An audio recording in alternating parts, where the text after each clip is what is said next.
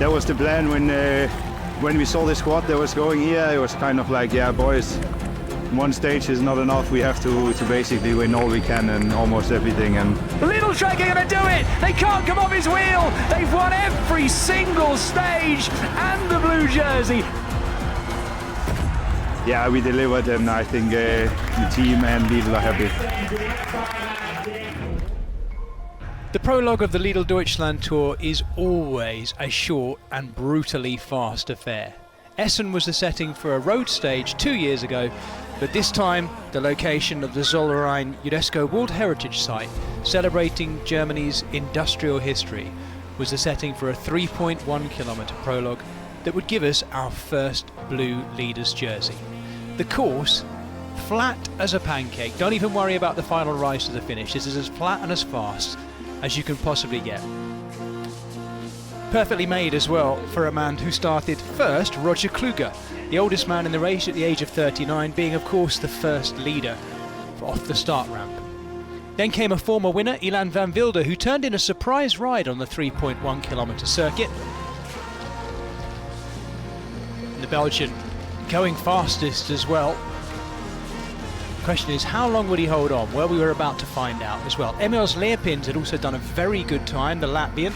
But Ilan van Wilder at the beginning of this week showing he was back and in really good form in Germany.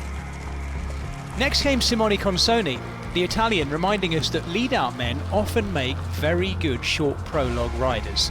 Simone Consoni taking over the race lead, and then came a man who's been third in the last two prologues at the Deutschland Tour, Michael Zeilard, the Dutchman, going fastest by nearly 4 seconds over Consoni. Many people, including myself I have to say, thought Michael Zeilard would go on to win this prologue, but I can tell you that isn't what happened. The under-23 World Time Trial champion Ivan Romeo had come and gone as well, 2 seconds slower, but knocking Consoni down to third, and Michael Zeilard had a long sit in the hot seat. But then came his own teammate, Marco Haller, the Austrian.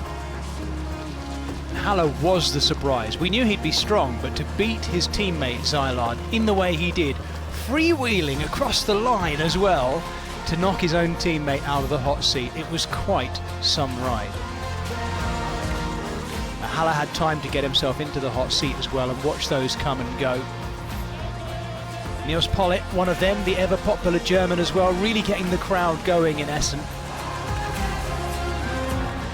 Lots of the crowd expecting to see him get close to the time of Haller. Well, he did exactly that, but it was not enough by just a couple of seconds. Watch the face of Haller there. He was hanging on, but how far would he hang on when we had the likes of Wout van Aert, Jonathan Milan yet to come? And then came this incredible ride from Søren Vanskjold, the Norwegian, who knocked Marco Haller out of the seat. Søren Vanskjold hadn't been the name on lots of people's mouths. This guy had, though. Danny van Poppel was hotly contesting the win and hotly expected to see if he could take the prologue win. It didn't happen for him, though. Good ride. We still had Wout van Aert to come. Sam Watson, the British road champion, put in a brilliant ride to be just outside the time of Søren Vanskjold. What could Wout van Aert do? That was the question. What kind of form was he in after his final stage win at the Tour de France? In between all the drama, we saw Florian Lipovitz roll off the start ramp, much to the delight of the German fans, but it was Wout van Aert coming to the line, showing us that he would not be the winner of the prologue. It was a great ride, but Søren Vanskjold had hung on again.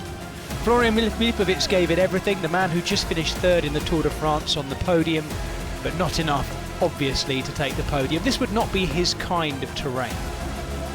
And then came Jonathan Milan, winner of 3 stages last year, including the prologue. Could he do it? No. Søren Vanskjold had won the prologue. Yeah, a bit excited for this race and a little bit nervous, so I just tried to go full gas and it worked out. We come here with a good sprint team with some big boys, so hopefully we can hang on in the harder climbs also. So a Norwegian prologue winner in Essen and a new wearer of the blue Lidl leaders jersey going into stage 1 tomorrow between Essen, starting very near to the prologue, and finishing in Herford.